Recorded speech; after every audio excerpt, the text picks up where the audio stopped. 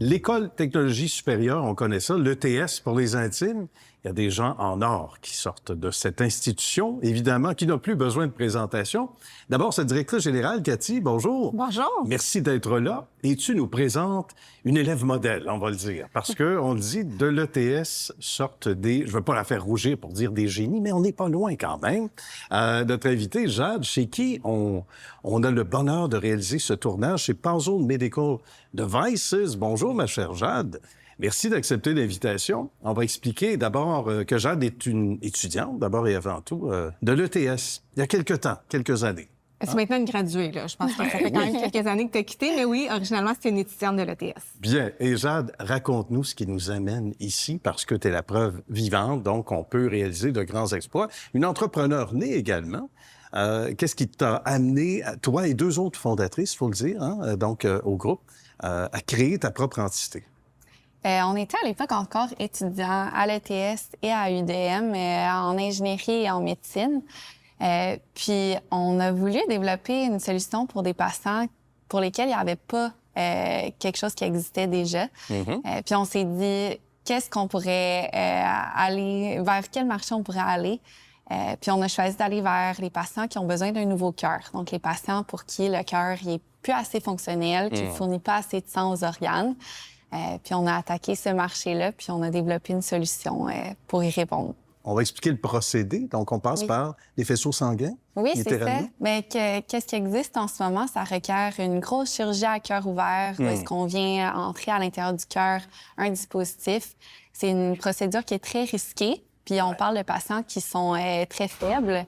Donc, on vient trouver une alternative. On fait une petite incision au niveau de l'artère fémorale, donc au niveau de la jambe. D'accord. On vient passer un tout petit dispositif de 4 mm de diamètre à travers les vaisseaux sanguins jusqu'à l'intérieur du patient, sur un patient qui est réveillé puis qui nous jase pendant la procédure. Ben oui, on jase de choses et d'autres pendant ce temps-là. Il y a une fierté qui accompagne des cas comme celui de Jade, des gradués de l'ETS. Quand on est l'institution, on en est la directrice générale. Toi, tu es la directrice générale. Tu dois être rempli de belle fierté aujourd'hui de voir des étudiants. On est très fiers de Jade. En fait, on la cite partout où est-ce qu'on peut, mais il y a Jade, mais on a plein d'autres gradués aussi qui sont devenus entrepreneurs. Je pense que c'est important de se rappeler que l'ETS a une fibre entrepreneuriale très grande. Les ingénieurs ont une fibre entrepreneuriale très grande aussi. C'est plus de 50 des étudiants, selon un sondage qu'on a fait, qui rêveraient de devenir entrepreneurs. Et je pense que l'ETS est une université qui permet ça. Parce qu'entre autres, au niveau du premier cycle, du deuxième cycle, on offre des cours qui permettent de développer des idées, leur donner des bases. Ensuite de ça aussi, on a un incubateur en technologie, le Santec, qui a des très, très belles réalisations, qui est classé dans le top 10 au monde, qui célèbre ses 30 ans cette année. Et à ça s'ajoute tout Axé, donc qui est un environnement, un écosystème qui a été créé, que nous, on gère justement pour favoriser le développement des startups. C'est plus de 90 organisations qui sont là et qui créent un environnement pour les startups. Donc, à l'ETS, on a vraiment tout cet écosystème-là pour aider les gradués, les étudiants à développer leurs idées et à devenir entrepreneurs. Et Jade est un exemple très concret de cette vision-là qu'on a à l'ETS. Et là, arrive le jour J, puis dans le domaine pharmaceutique, il faut le dire, là, arrive pas qui veut. Donc ça prend énormément de rigueur à laquelle on vous a habitué à l'ETS, évidemment, les gens dont on parlait tantôt également. Mais concrètement, comment tu as vécu ça, les premiers jours, là, les planches à dessin en disant, regarde, là, on arrive au jour J, mais on est conscient qu'on est dans un domaine où ce sera pas facile quand même.